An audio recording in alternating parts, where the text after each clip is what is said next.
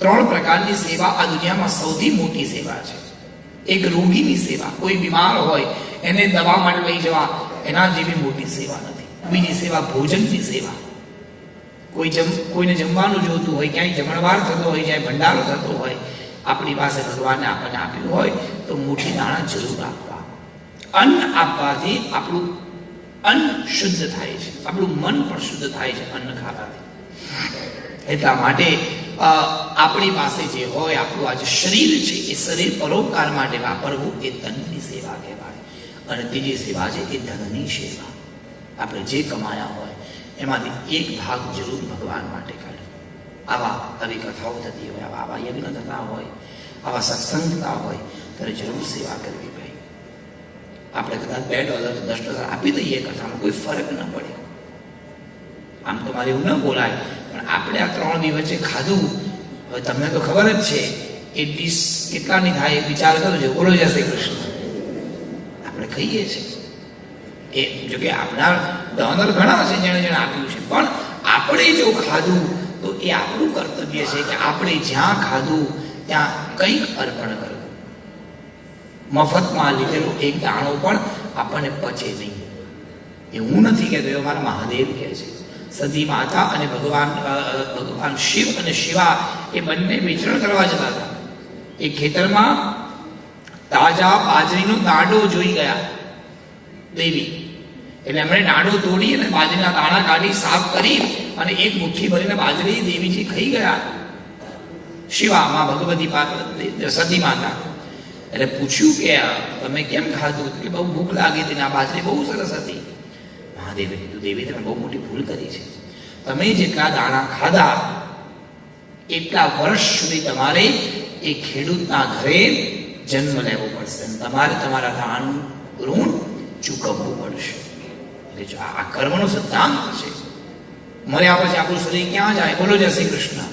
તો ધ્યાન આપજો, આ મર્યા પછી આ શરીરમાંથી આત્મા બહાર નીકળી અલગ અલગ જગ્યાએ ગોળ ગોળ ફરે, એમાં આપણે દાણા બનવું પડે.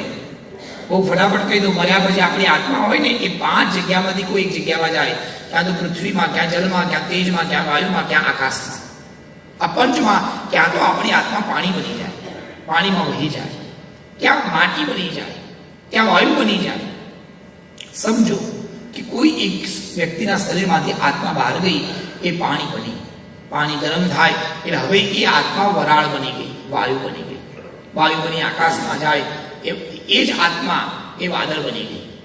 વાદળ બન્યા પછી એ જ આત્મા પાણી બનીને જમીન પર પડે. જમીન પર પડ્યું એટલે જમીનમાં એ પાણીનું ટપકું પડ્યું એટલે ત્યાં જમીનમાંથી પાછા દાણા ઉગે.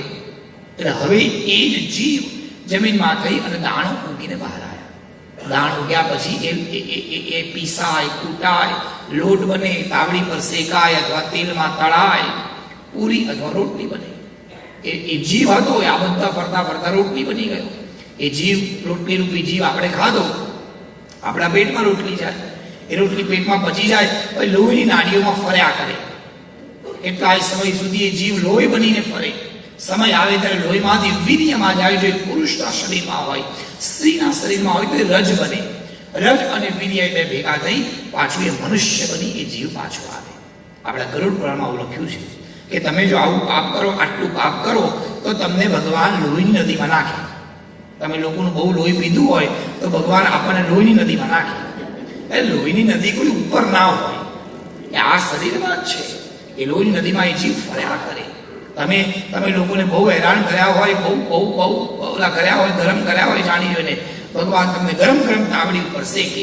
તો તાવડી કઈ ઉપર નથી, એ જીવ ફરતો ફરતો ઘઉંનો દાણો બની, લોટ બની, રોટલી બન્યો અને તાવડી પર શેકાયો. અને ઘણા જીવ એવા હોય કે જેને બહુ સારા કર્મ પણ કર્યા હોય અને લોકોને ગાળો પણ બહુ આપી હોય. બોલો જય શ્રી કૃષ્ણ. બહુ જ ગુસ્સાવાળા, અમુકનો સ્વભાવ બહુ ગુસ્સાવાળો હોય, આખો દાડો ગુસ્સો જ કર્યા કરે. રાખે બહુ સારું, પ્રેમ બહુ કરે પણ ગુસ્સો બહુ કરે. આવા વ્યક્તિ બીજા જન્મમાં મનુષ્ય આ દાણો બનતા બનતા ફરતા ફરતા જાય અને રોટલી તો બને, એ રોટલી સુધી પહોંચે પણ પછી રોટલી કૂતરું ખાય. બોલો જય શ્રી કૃષ્ણ. અને પછી ગલુડિયું બની બહાર આવે. અને એમાં જો બહુ સારા કર્મ કર્યા હોય અને થોડા ઘણા કોઈને હેરાન પણ કર્યા હોય તો અમેરિકાનું કૂતરું બને. અને ભાઈના કૂતરાની તો વાત જ જવાની. એટલા સુખી કૂતરા, એટલા સુખી કૂતરા. ઘરવાળાને સુખ ન મળે એટલું તો કૂતરાને સુખ મળે. હું તો એક બેબી સાવર કરાવવા ગયો, બોલો જય શ્રી કૃષ્ણ. તે બેબી સાવરમાં પેલું બેબીને મારવાનું આવે ને, તે ઘરમાં બેબી જ નહીં. તમે કહું બેન બેબી તો જોઈએ કે બેબી તો ડોગી છે, ચાલશે? We treat them as our baby. મેં કહું લાવો તારે એને બેસાડ્યું. બીજું શું? એ કૂતરાને ખોળામાં બેસાડ્યું, મેં ચાંદલો કર્યો ને નારાછડી માંધી, બોલો કૃષ્ણ કનૈયા. ઓછામાં પૂરું એમણે ડોગીને કવર આપ્યું.